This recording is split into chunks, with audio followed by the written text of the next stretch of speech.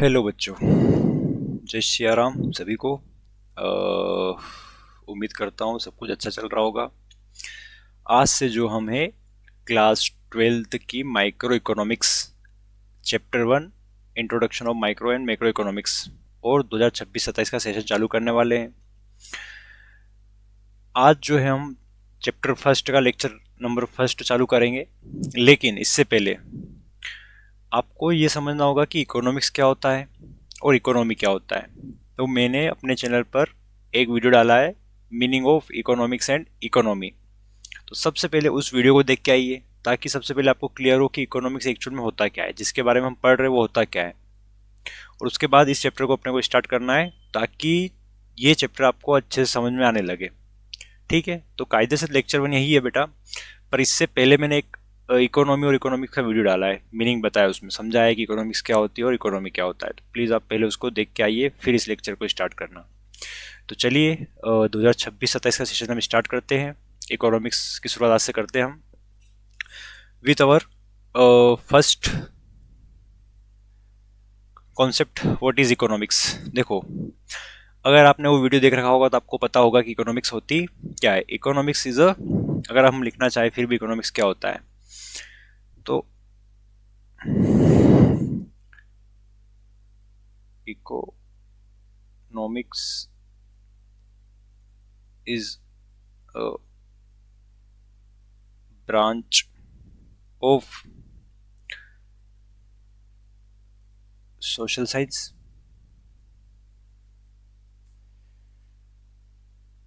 which studies human behavior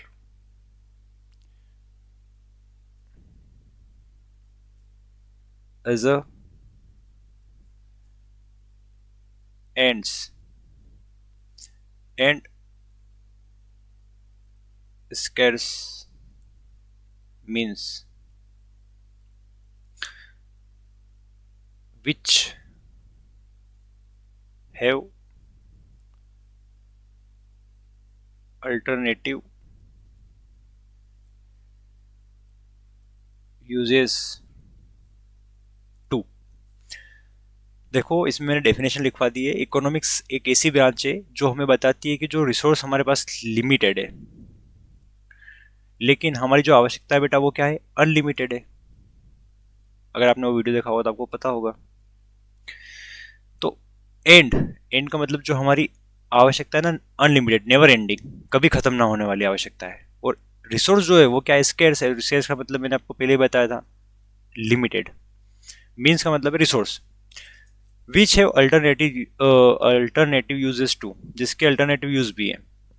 मतलब एक resource बहुत सारे काम में आता है। अगर मैं आपको 10,000 रुपये, तो 10,000 रुपये में से आप मार्केट में जाकर फ़ोन खरीद सकते हो। 10,000 रुपये मार्केट में जाकर आप शॉपिंग कर सकते हो कपड़ों की। उसी 10,000 का आप इस्तेमाल बचाने में भी लगा सकते हो, सेविंग कर सकते हो, जो आपको ठीक लगता है। तो ये तो फिक्स है कि रिसोर्स जो होते हैं उनके बहुत सारे काम होते हैं। तो अब, और ये जो डेफिनेशन दी थी वो दी थी सॉरी, वो दी थी वो थी लियोनल रॉबिन्स जी ने दी थी। तो ये आप चाहो तो याद रख सकते हो किसके द्वारा डेफिनेशन दी गई थी। तो ये बहुत अच्छी डेफिनेशन जो आपको कवर कर लेनी थी। ये होता है बेटा इकोनॉमिक्स, है ना। फिर हम अपने अगले टॉपिक की ओर बढ़े। इकोनॉमी क्या होता है, तो वो भी हमने पढ़ा था कि economy is a system where various economic activity perform through people of country. जैसे कि क्या क्या हो सकती है, बहुत सारी हमने देखा था कि भाई लोग जो है वो एक तो प्रोडक्शन का काम कर रहे हैं, ठीक है, कंजम्पशन का काम कर रहे हैं, और डिस्ट्रीब्यूशन का भी काम कर रहे हैं। तो ये चीज़ें हमने पहले ही कवर करी थी। तो आई होप आपने उस वीडियो में ये सारी चीज़ें समझ ली होगी ना। हमारे लिए जो ये टॉपिक नया है वो है इकोनोमाइजिंग ऑफ रिसोर्स, है ना। ये जो टॉपिक है वो हमारे लिए नया है। ये क्या होता है, उसको समझने के लिए हमें समझना पड़ेगा कि देखो, रिसोर्स क्योंकि लिमिटेड है, रिसोर्स क्योंकि लिमिटेड है, किस रिस्पेक्ट की बात करें भाई, लिमिटेड है, कैसी बात हो सकती है। तो दो कंडीशन बन सकती है। अगर आप कंज्यूमर हो, तो भी आप सोचते हो कि यार रिसोर्स तो लिमिटेड है, जैसे कि मैंने आपको बोला था कि 10,000 रुपये लेने हैं और मार्केट में जाना है और कुछ चीज़ खरीदनी है। कुछ चीज़ खरीदनी है मतलब अपन हुए कंज्यूमर, तो भी रिसोर्स लिमिटेड है। लेकिन अगर मान लो जो बेचने वाला लोग व्यक्ति है वो है प्रोड्यूसर, उसको भी प्रॉब्लम है कि क्या बनाए हमने, जैसे कि कल ही वीडियो में कवर करा था कि वोट टू प्रोड्यूस, है ना। प्रोड्यूसर के लिए भी समस्या है, क्या प्रोड्यूस करे भाई, वो कैपिटल गुड बनाए। कैपिटल गुड्स मतलब मशीन, बिल्डिंग, रोड्स, ये बनाए, या फिर कंज्यूमर गुड बनाए। कंज्यूमर गुड मतलब जो हम डेली यूज करते हैं ना चीजों को, दुकानों से लाकर, चाहे दूध हो गया, चाहे वैसे हम नहीं बनाएंगे दूध को, तो जैसे कि ग्रोसरी आइटम हो गया है ना घर पे लाने के लिए, जैसे कि मान लो सोया तेल हो गया, शक्कर हो गया, चीनी हो गई ना, तो जो कंज्यूमर गुड्स होते हैं जैसे क्लॉथ हो गया, कपड़े हो गए, तो हमारे यूज के लिए जो चीजें होती है उसको बनाया जाए। तो कैपिटल गुड्स बनाए या कंज्यूमर गुड्स बनाए। अब इसी में हमें समझना है कि इकोनोमाइजिंग ऑफ रिसोर्स होता क्या है। देखो, इकोनोमाइजिंग ऑफ रिसोर्स को हमें अब समझना हो या लिखना हो तो हम इसको क्या लिखेंगे। इकोनोमाइजिंग ऑफ रिसोर्स जो होता है, इकोनोमाइजिंग रिसोर्स जो होता है ना बेटा, वो कंज्यूमर के हिसाब से भी समझना पड़ेगा और प्रोड्यूसर के हिसाब से भी समझना पड़ेगा। अब कंज्यूमर के हिसाब से और प्रोड्यूसर के हिसाब से अगर हमें समझना है तो समझना पड़ेगा कि एक कंज्यूमर अपने रिसोर्स को यूज करता है और कंज्यूमर के लिए रिसोर्स होता है बेटा उसकी इनकम, क्योंकि इनकम भी एक रिसोर्स है। वैसे ही दुकानदार हुआ, उसके लिए भी एक उसकी इनकम रिसोर्स ही हुई। तो कंज्यूमर अपनी इनकम को कुछ इस तरीके से यूज करे कि he will maximise his satisfaction, मतलब अधिक से अधिक संतुष्टि प्राप्त कर सके। जैसे कि आपके पास 10,000 रुपये है, तो अपन बोलेंगे ना यार 10,000 रुपये को ऐसा यूज करे कि फुल पैसा वसूल काम हो जाए। तो वो फुल पैसा वसूल काम है, उसी को बोल रहे हैं मैक्सिमाइज हिज सेटिस्फेक्शन। अगर आप कंज्यूमर हो और आप कहीं भी पैसा लगाते हो तो अपन क्या सोच के लगाते हैं पैसा, कि यार फुल पैसा वसूल काम होना चाहिए।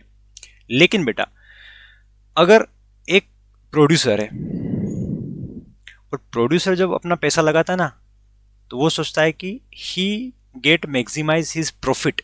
वो सोचता है कि यार अपने पैसे को ऐसा लगाया जाए कि जो प्रॉफिट है, क्या है, प्रॉफिट जो है वो मैक्सिमाइज हो सके। तो आपको इस बात का, अच्छा, प्रॉफिट जो है वो मैक्सिमाइज हो सके, तो आपको इस बात का भी ध्यान रखना पड़ेगा। तो अगर कंज्यूमर अपने सेटिस्फेक्शन को मैक्सिमाइज कर रहा है और प्रोड्यूसर अपने प्रॉफिट को मैक्सिमाइज कर रहा है, मतलब रिसोर्स का बहुत अच्छे से यूज हो रहा है ना, तो उसी को बोलते हैं इकोनोमाइजिंग ऑफ रिसोर्स। तो ये एक टॉपिक है जो आपको कवर करना पड़ेगा। उसके बाद हम बात करें इकोनॉमी, तो इकोनॉमी हमने पढ़ लिया था। Economy is a system in which people produce goods service distribute them and consume them satisfy their needs and vents वगैरह वगैरह। और इकोनोमाइजिंग ऑफ रिसोर्स की डेफिनेशन यहाँ पर प्रॉपर लिखी हुई है जिसको आप पढ़ सकते हो।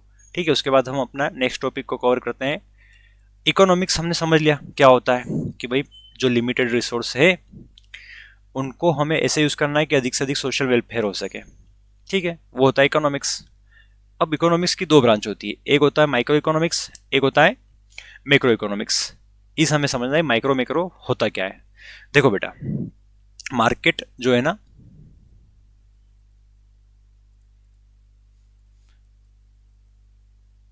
वो पूरे इंडिया लेवल पर भी है, अपने देश पर। और मार्केट जो है वो छोटे छोटे गली मोहल्लों में भी है। मार्केट छोटे छोटे लेवल पर भी है, और इन सबको अगर मिला दिया जाए तो पूरा एक देश बन जाएगा मार्केट का।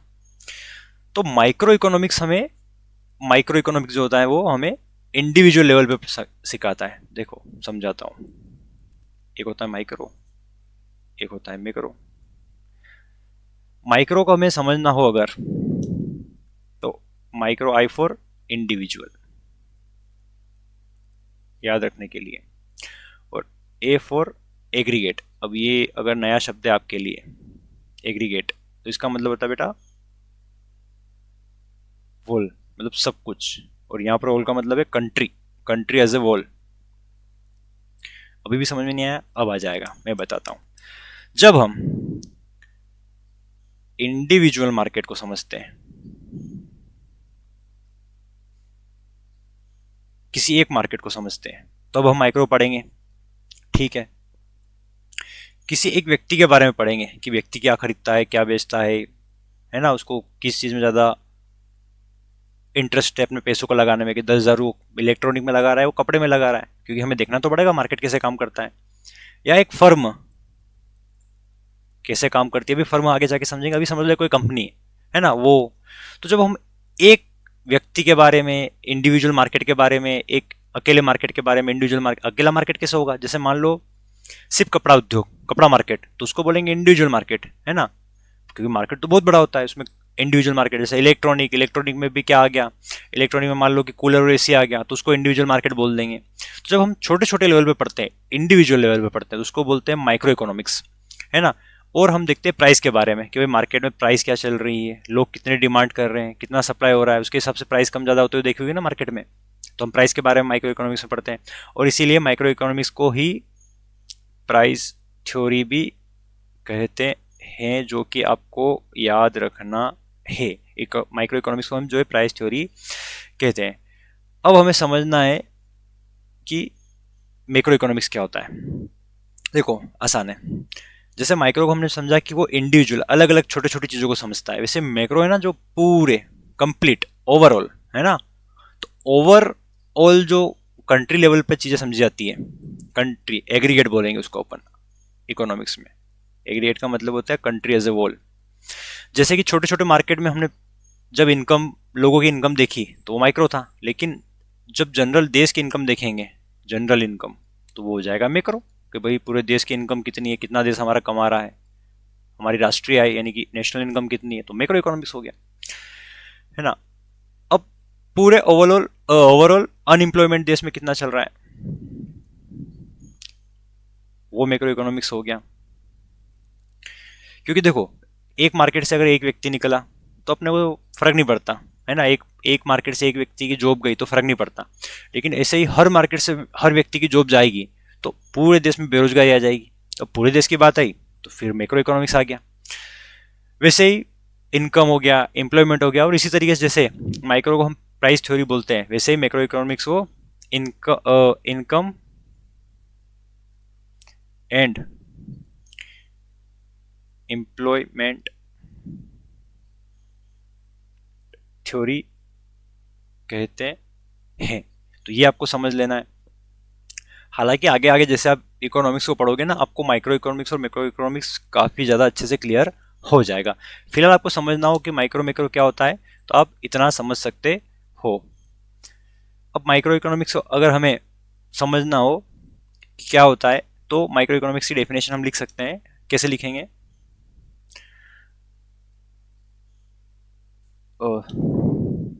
Micro economics is a branch of economics, my branch of economics that studies the economic behavior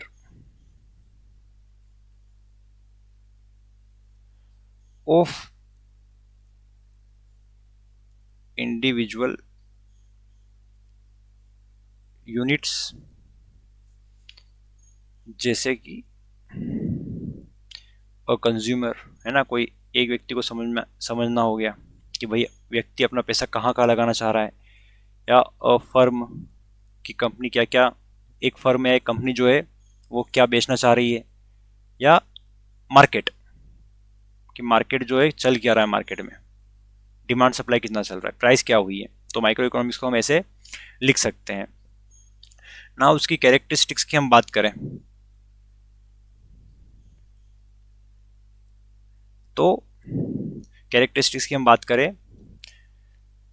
तो क्या लिखेंगे, पहली कैरेक्टरिस्टिक्स क्या है, it study of individual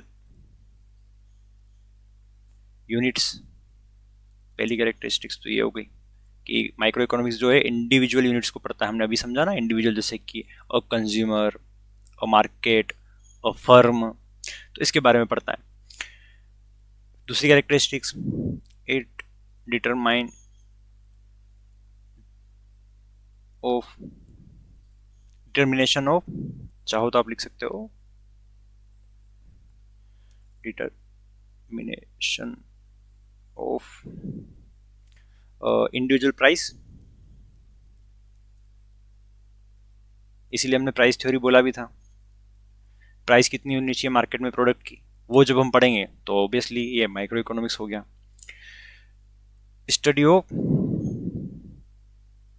small variable, छोटे छोटे वेरिएबल को पढ़ता है। वो स्मॉल वेरिएबल का जैसे एग्जांपल मैं आपको दूं, जैसे कि मैं बोला था ना कि एक मार्केट में मान लो गर्मी आई, समर अभी आने वाली है, और जो है कूलर के जो रेट है, प्राइस है, वो बढ़ गए। अब कूलर के प्राइस बढ़ गए तो क्या पूरे भारत देश में महंगाई सब दूर बढ़ गई? कपड़ा मार्केट हुआ, गाड़ी वगैरह का मार्केट हुआ, व्हीकल मार्केट हुआ, सब दूर क्या पैसे बढ़ जाएंगे? नहीं। तो कूलर मार्केट के प्राइस बढ़ने से सब कुछ नहीं बढ़ जाएगा। तो इसीलिए हम बोलते हैं कि इतने छोटे छोटे स्मॉल वेरिएबल को पड़ता है कि ओवरऑल इंडियन इकोनॉमी में इतना ज़्यादा फर्क नहीं पड़ सकता। तो ये 3 कैरेक्टरिस्टिक्स आप याद रख सकते हो, है ना। क्या क्या रखोगे बेटा? स्टडी ऑफ इंडिविजुअल यूनिट, छोटी छोटी इकाइयों का जो अध्ययन करता है। डिटर्मिनेशन ऑफ प्राइस, इसीलिए इसको प्राइस थ्योरी भी बोलते हैं। और स्टडी ऑफ स्मॉल वेरिएबल, यानी छोटे छोटे वेरिएबल को स्टडी करता है कि पूरी इकोनॉमी पे कोई फर्क नहीं पड़ता। तो ये इसकी कैरेक्टरिस्टिक्स हो गई। अब मैक्रो इकोनॉमिक्स को हम समझने की कोशिश करते हैं कि मैक्रो इकोनॉमिक्स क्या होता है। जैसे हमने माइक्रो को पढ़ा, मैक्रो इकोनॉमिक्स डील्स, इसको हमें डेफिनेशन अगर लिखनी हो तो it deals with the behavior of the economy as a whole। ठीक है, जैसे कि क्या क्या इंक्लूड रहता है उसमें? तो including national income, national income की हम इसमें बात करते हैं। इसमें हम बात करते हैं एम्प्लॉयमेंट की हम बात करते हैं। इसमें जो है हम बात करते हैं बेटा इन्फ्लेशन की, और इसमें हम बात करते हैं इकोनॉमिक ग्रोथ की। देखो ये जितनी भी चीज़ें मैंने लिखी है ना, ये पूरे देश पे लागू होती है भाई। नेशनल इनकम राष्ट्र की आय होगी, बेरोजगारी पूरे देश पे काम करेगी, महंगाई पूरे देश पे काम करेगी, इकोनॉमिक ग्रोथ तो पूरे देश की ग्रोथ होगी। तो ये बड़े लेवल पर बात करती है। तो अगर फिर भी आपको समझना कि माइक्रो मैक्रो क्या होता है, तो सीधी सी बात है, ये पूरा है मैक्रो और इसमें अंदर छोटी छोटी सी माइक्रो है ना। तो जब छोटी छोटी माइक्रो मिलाकर ही जो है एक मैक्रो बनता है। तो कहाँ न कहाँ दोनों ही जरूरी है। तो ये हमने समझा। तो macro economics deals with the behaviour of economy as a whole including national, जो सब लिखा हुआ है इसे इसमें। इसके बाद इसकी कैरेक्टरिस्टिक्स की हम बात करें, ठीक है, तो इसमें भी हम कैरेक्टरिस्टिक अगर लिखना चाहें तो हम लिख सकते हैं, क्योंकि मैक्रो इकोनॉमिक्स ज़्यादा बड़े लेवल पर समझता है, तो हम बोल सकते हैं it is a broader perspective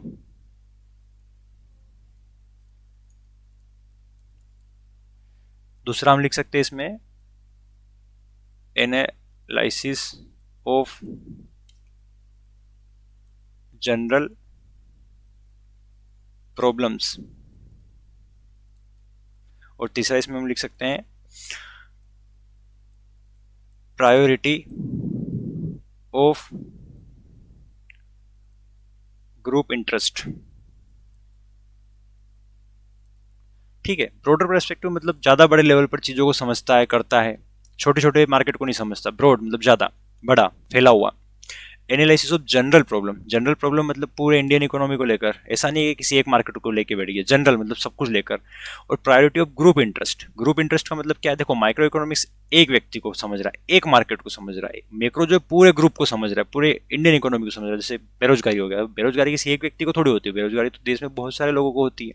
तो ग्रुप इंटरेस्ट को समझता है। ये 3 कैरेक्टरिस्टिक्स हम जो है मैक्रो में लिख सकते हैं ना। उसके बाद हम जो बात अगर करें तो होता है interdependence of micro and macro. अब interdependence of micro and macro का मतलब होता है क्या ये एक दूसरे पर डिपेंड करती है? बिल्कुल करती है बेटा, इंटरडिपेंडेंसी दोनों की है। कैसे होती है मैं समझाता हूँ। देखो माइक्रो इकोनॉमिक्स मतलब छोटे छोटे मार्केट है, चलो ठीक है, ये मान लो छोटे छोटे मार्केट है, हम माइक्रो को समझा, फिर हम एक तरफ आए मैक्रो को समझने के लिए पूरे कंट्री को। देखो माइक्रो में ये मार्केट है 3, ठीक है, तीनों मार्केट ने मान लो 1 साल के अंदर कुछ पैसे कमा के दिए। समझने के लिए मान लेते हैं कि एक ने जो है 1 लाख, इस मार्केट ने मान लो 2 लाख, इस मार्केट ने मान लो वापस से 2 लाख, और इस मार्केट ने वापस से मान लो 1 लाख, ठीक है। तो ये पैसे कमा के दिए, तो ये हो गया माइक्रो इकोनॉमिक्स। लेकिन अगर हम नेशनल इनकम निकालेंगे तो सबको जोड़ेंगे ना कि 1 + 2 + 2 + 1, तो ये हो गया 6 लाख। तो बिना माइक्रो इकोनॉमिक्स को पढ़े अब नेशनल इनकम कैसे निकाल सकते हैं? तो माइक्रो इकोनॉमिक्स मैक्रो डिपेंड करती है माइक्रो पे, है ना। वैसे ही अब मान लो यहाँ पर जो है मैक्रो में पता चल गया कि हमारी राष्ट्रीय आय जो है वो 6 लाख है। हमें पता चला कि यार जो हमारा 1 लाख जो आ रहा है ये मान लो एग्रीकल्चर सेक्टर से आ रहा है, एग्रीकल्चर खेती से आ रहा है। सरकार को लगा कि यार 6 लाख आ रहा है, एक काम करते हैं, हम जो पैसा लगा रहे हैं, है ना, 1 लाख मतलब एग्रीकल्चर सेक्टर बहुत कम दे रहा है हमें, तो हमें एक काम करना चाहिए कि एग्रीकल्चर सेक्टर में जो है और पैसा लगाना चाहिए। तो मैक्रो इकोनॉमिक्स अगर काम कर रहा है तो मैक्रो के कारण कर रहा है, और मैक्रो काम कर रहा था माइक्रो के। देखो माइक्रो ने जब कमा के दिया तो नेशनल इनकम बनी, और जब नेशनल इनकम आई तो सरकार को लगा कि नहीं यार हमें जो एग्रीकल्चर में और पैसा लगाना चाहिए, तो सरकार इधर पैसा लगाएगी। तो दोनों एक दूसरे पर डिपेंड करते हैं। तो आपको ये समझना रहेगा कि हाँ, both are interdepend to each other, दोनों अलग अलग नहीं है, एक ही साथ मिलकर ही काम करते हैं। तो ये होता है इंटरडिपेंडेंसी। देखो यहाँ पर लिखा हुआ भी है ना, जैसे कि यहाँ पर बहुत कुछ लिखा हुआ है, both micro and macro economics are closely related and depend on each other. Macro deals with individual consumer, हमें पता है कि माइक्रो जो डील होता है वो इंडिविजुअल कंज्यूमर से करता है, फर्म से करता है, while the macro studies economy as a whole complete, the aggregate demand and supply are formed by adding individual demand। भैया हमें एग्रीगेट का मतलब मैंने बताया था ना, एग्रीगेट का मतलब होता है सब कुछ। तो पूरे भारत देश में कितनी डिमांड है और कितनी सप्लाई हमें पता करना हो तो पहले तो हमें ये देखना होगा ना इंडिविजुअल डिमांड कितनी है। 4 लोगों ने जब डिमांड करी तभी तो पता चला कि अच्छा 4 लोगों ने मिलकर इतनी डिमांड करी, तो मैक्रो को समझने के लिए माइक्रो की डिमांड देखनी पड़ेगी। ठीक है, समझ में आया। At the same time macro factors like inflation, जैसे कि महंगाई बढ़ गई है, बेरोजगारी चल रही है, इंटरेस्ट रेट जो है बढ़ गया है, influence the decision of individual house hold. अगर मैक्रो इकोनॉमिक्स में ये सब चीज़ें चल रही है तो उसका इफेक्ट तो घर घर पे पड़ रहा है ना, पड़ेगा ही सही। जैसे महंगाई बढ़ गई पूरे देश में, तो क्या अपने घर पर उस महंगाई का फर्क नहीं पड़ेगा? पड़ेगा। मतलब माइक्रो से फर्क पड़ता है मैक्रो में, और मैक्रो से फर्क पड़ता है माइक्रो में। तो ये आप चाहो क्या लिखना ही है तो लिख सकते हो कि yes, both are interdependent to each other. Okay बेटा, फिर हम बात करें माइक्रो मैक्रो पैराडॉक्स क्या होता है। अब जैसे कि दोनों एक दूसरे पे डिपेंड करते हैं, वैसे एक दूसरे में लड़ाई भी है। पैराडॉक्स का मतलब ये होता है कि एक दूसरे से खिलाफ कैसे हैं, मतलब है ना, वो कैसे हम समझते हैं। इट मीन्स एन एक्ट, चलो ये छोड़ो, ये तो बाद में पढ़ ही लेंगे, ये तो लल्लू पतलू लोगों का काम है। हमें समझना है कि होता क्या है पैराडॉक्स। देखो पैराडॉक्स जो होता है वो कैसे होता है मैं बताता हूँ। माइक्रो इकोनॉमिक्स के हिसाब से हमें क्या करना चाहिए भाई? सेविंग करनी चाहिए। सबको पता है सेविंग समझते हो, पैसों को बचाना चाहिए, पैसा बचाओ। माइक्रो इकोनॉमिक्स बोलता है पैसा बचाओ,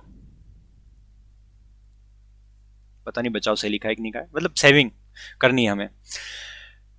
अब ठीक भी है, हमें भी पता है, हमें भी सिखाया गया है कि भाई पैसा जो है बचाना चाहिए, सेविंग करनी चाहिए। हमने सेविंग कर ली और हर मार्केट में मान लो, हर घर से मान लो पैसा बचने लगा, लेकिन पूरे देश में अगर ऐसा पैसे बचने लगा तो मार्केट में पैसा जो है कम पड़ जाएगा ना बेटा। मार्केट में पैसा जाएगा ही नहीं, जो हम खर्च कर रहे थे वो मार्केट में जा रहा था, और जितना मार्केट में पैसा जाएगा उतनी इकोनॉमिक एक्टिविटी और अच्छे से चलेगी। मार्केट में पैसा होगा तो अच्छी बात है, तो ज़्यादा अच्छे तरीके से मार्केट चलेगा।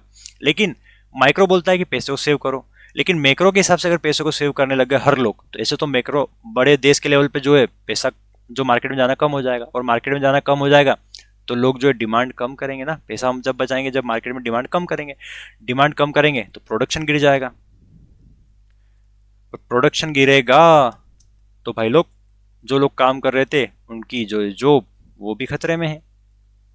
तो एक तरीके से दोनों पे खतरा भी, दोनों एक दूसरे से खिलाफ भी काम कर सकते हैं और इंटरडिपेंड दोनों काम करते हैं, ठीक है। तो माइक्रो मैक्रो पैराडॉक्स, अब इसको समझते हैं माइक्रो मैक्रो पैराडॉक्स होता क्या है। देखो लिखा है, it means an act which is beneficial for individual, है ना, कि इंडिविजुअल के लिए तो बेनिफिशियल हो सकता है, may prove harmful for economy as all. जैसे कि saving is good for individual, individually हम सोचे तो सेविंग करनी चाहिए, but not level of whole economy. Whole economy पे हम बात करें तो गड़बड़ हो जाएगी, जैसे कि हमने समझा। तो ये होता है माइक्रो मैक्रो पैराडॉक्स, ये भी हमने कवर करा। नाउ अंडरस्टैंडिंग, हमारा आज का लास्ट टॉपिक है concept of economic and non economic activity. क्या होता है इकोनॉमिक एक्टिविटी, आपको क्या लगता है? हम पढ़ क्या है इकोनॉमिक एक्टिविटी?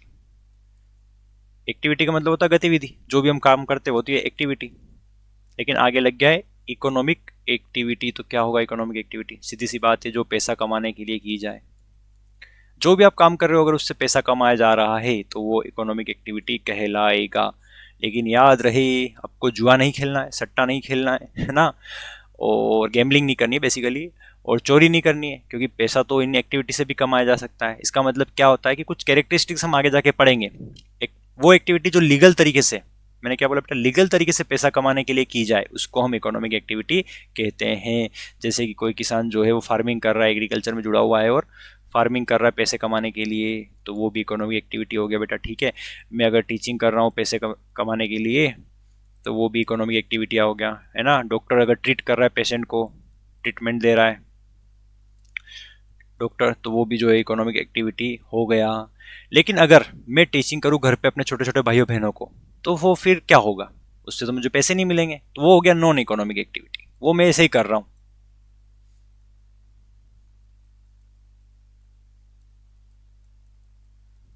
जैसे आप बाहर खेलने चले गए तो उसमें आपको पैसे नहीं मिलेंगे, तो वो नॉन इकोनॉमिक एक्टिविटी हो गया। तो मतलब ये होता है सेल्फ सेटिस्फेक्शन के लिए, तो उसको बोलते हैं non economic activity. Self satisfaction, मान लो हमें गाना सुनना पसंद है, हमने गाना सुना, तो ये हो गया इकोनॉमिक एक्टिविटी, ठीक है। तो अब इसको समझ लेते हैं इकोनॉमिक एक्टिविटी क्या होता है, हमने देख लिया ना। The activity main perform with the view of earning wealth, है ना, ये याद रखना। अर्निंग वेल्थ का मतलब यहाँ पर इनकम से हो रही है। आर कॉल्ड इकोनॉमिक एक्टिविटी, जैसे teaching, doctor, cultivation by farmer, ये। वहीं नॉन इकोनॉमिक एक्टिविटी क्या होता है, अगर उसको समझना है तो non economic activity, the activity that do not concern with money, ठीक है, वो मनी से जुड़ी हुई नहीं होती है। डन फॉर प्लेजर, अपने प्लेजर के लिए, अपनी खुशी के लिए, या सेल्फ सेटिस्फेक्शन, अपनी जरूरतों को पूरा करने के लिए, जैसे प्लेइंग, किसी की हेल्प करना हो गया, जैसे कि घर में मम्मी खाना पका रही है, तो ये सब जो होते हैं बेटा नॉन इकोनॉमिक एक्टिविटी है। तो ये आपको कवर कर लेनी है। इसकी कैरेक्टरिस्टिक्स की बात करें हम तो 3 कैरेक्टरिस्टिक्स होती है। पहली बात, ये वेल्थ ओरिएंटेड होनी चाहिए, पैसों की बात होनी चाहिए। Economic activity are directly and indirectly relation with earning wealth. Wealth का मतलब मैंने अभी आपको बताया था, इनकम, पैसा, ठीक है। दूसरा, ये लीगल होनी चाहिए, अभी बोला था मैंने कि ब्लैक मार्केटिंग हो गया, उससे भी पैसा कमाते लोग, वो इकोनॉमिक एक्टिविटी नहीं होगा, ठीक है। या फिर आप चोरी कर रहे हो, वो इकोनॉमिक एक्टिविटी नहीं होगा। या फिर आप जो है इमोरल एक्ट कर रहे हो, वो इकोनॉमिक, इमोरल मतलब जैसे चोरी कर लिया तो वो इमोरल एक्ट हो। तो ये सब जो है include in economic, non, it is not included in economic activities. और इकोनॉमिक एक्टिविटीज की कैरेक्टरिस्टिक की हम बात करें तो measure in road of money, ये हमेशा मनी के फॉर्म में मापा जाता है। All the economic activities are always measured in the term of money. मैंने बोला था इकोनॉमिक एक्टिविटी मतलब पैसों से ही जोड़ा जाएगा। तो ये होता है इकोनॉमिक और नॉन इकोनॉमिक एक्टिविटी। तो आज का लेक्चर होता है वहीं पे ख़त्म। Thank you for watching. देखो बेटा, जिससे हमने आज चैप्टर को डिटेल में समझा, वैसे ही आने वाली कंप्लीट 12th क्लास को हम कवर करने वाले हैं। तो लाइक करें, सब्सक्राइब करें, हमसे जुड़े रहें। और मैं यकीन दिलाता हूँ कि एमपी बोर्ड की इकोनॉमिक्स आपके लिए बहुत ईजी होने वाली है। बस आप जुड़े रहें, पेशेंस रखें, क्योंकि जितने भी अच्छे काम होते हैं वो टाइम मांगते हैं। और मैं आपको एंटरटेनमेंट नहीं कर रहा हूँ, मैं आपको टीच कर रहा हूँ। और टीचिंग करना मतलब एक सीरियस जॉब होती है। आपको मेरे साथ बने रहना है और यकीन दिलाता हूँ कि आपकी इकोनॉमिक्स आने वाले समय में बहुत ईजी हो जाएगी। थैंक यू बच्चों, जय श्री राम।